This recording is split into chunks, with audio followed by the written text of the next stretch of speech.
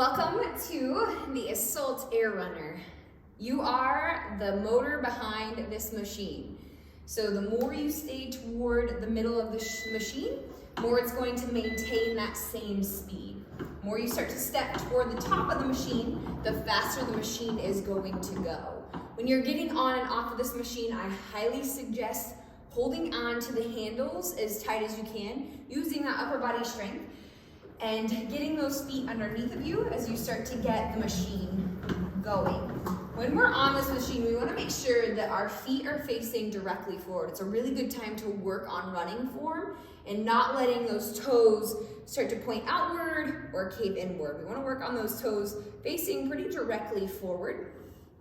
And then when we're in a sprinting mechanic, we want to make sure that we're getting a good knee drive and a good push off through those glutes. Right? So when we start to get to running, shoulders are relaxed, elbows are driving back. As we start to warm up the body, start to get those knees pulling up higher to hip height. A quick turnover, but still a good stride.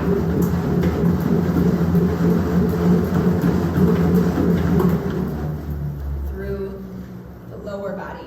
With this movement, sprinting movement, when we encourage people to get the knees up, what we don't want to have happen is that you look like you're marching in the band and you're not going anywhere.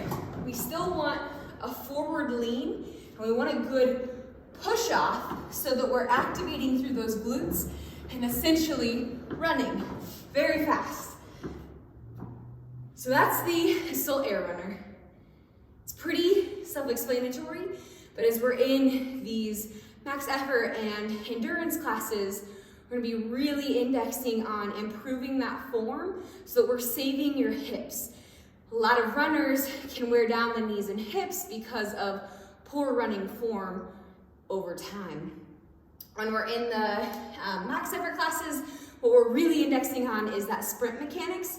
So getting those knees up to hip height, driving off, and getting those glutes firing.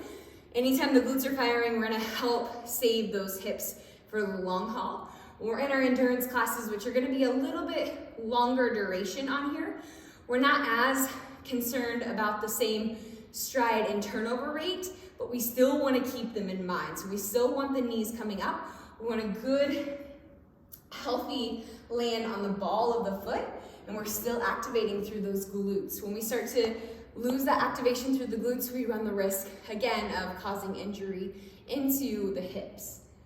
So, there you have it, pretty simple. Again, when you're getting on and off of this though, use that upper body strength, step to the sides, and then exit whichever direction you want. When we're in the max classes, it's very common for the tread to still be running. That's actually a good thing once you get used to the machine. But again, you're gonna wanna make sure that your hands and upper body are fully supported on the handles. You start to get those feet underneath you. So say that machine was already running, all right? I'm hopping on, that machine is already running. I'm just catching up to the speed that it's at, and then starting to go